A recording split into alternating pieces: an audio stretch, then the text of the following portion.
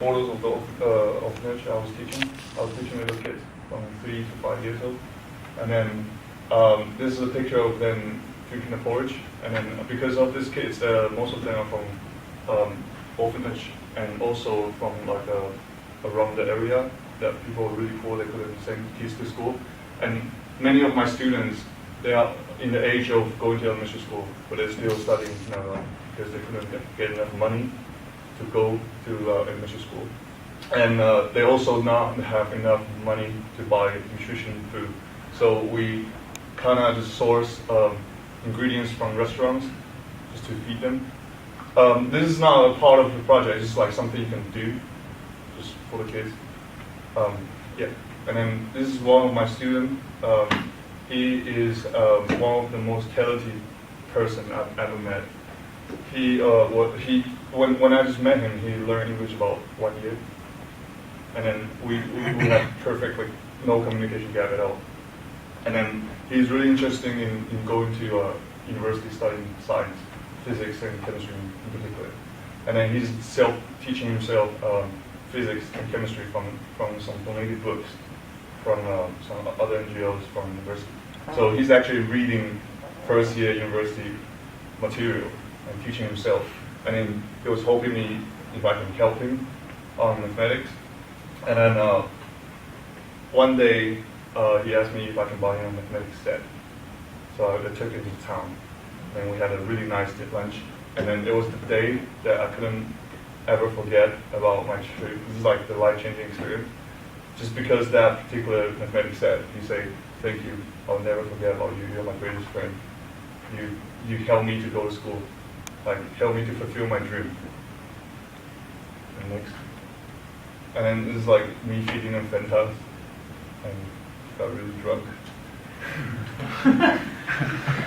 And this is the day I taught them mathematics, and then they just stole the chalks in my classroom and just drew on the floor. And then after that, they put my name and a skeleton. So I don't know if they like me or not. And I have to babysit them as well, because most of these kids, their parents goes to the market, early market, to try to make a few bucks, extra few bucks. So there will be anyone in the home. But these kids are really, really fun kids, because I was teaching them little songs, like English songs, that we can like sing together. But one day I ran out of songs. Yeah, and I was like, "Hey, can you guys teach me some songs in your language?"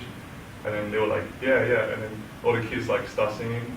And then on the third song, everybody stood out and shook their ass.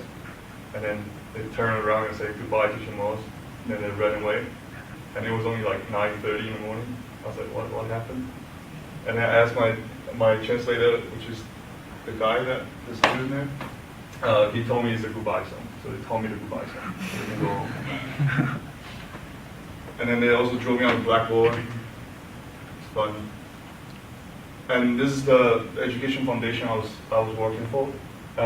When I went there, this organization was relatively new. It was only founded in 2013, and they were sponsoring talented students in different schools, and then they're trying to find sponsors from other countries to pay their tuition fees.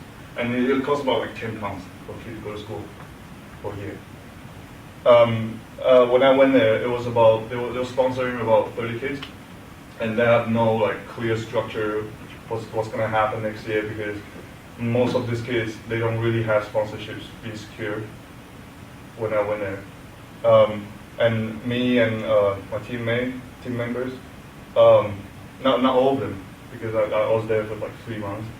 So me and my team members, we built a construction, like a management organization, construction for them, and then we roll out the future expectation, future plans, and then we do the management system so everything can be done efficiently, because a lot of volunteers come here for like 4 weeks, 6 weeks, so we try to connect them so when they go home, they can still volunteer, can still help. And after this organization has become the representative of the region in the NGO forum in Africa. And then it's just crazy because when I went there, it was nothing. It was literally just a small organization founded by two local women, and then now it's become the biggest organization in the whole region. And then they have partnerships with like 100 different organizations in other countries. And this is also a picture of my team member and I. We went to a local pub, and we're trying to learn how to make this banana wine. So it's also a lot of fun, a lot of different cultural experience you can do. And this is I went to the Dar es Salaam because I was there for a really long time. They took me traveling around as well on the weekend. Yeah, and then this is the safari picture. I went on safari and I saw lion eating penny stacks, and then I saw giraffe, tons of giraffes, a lot of zebras.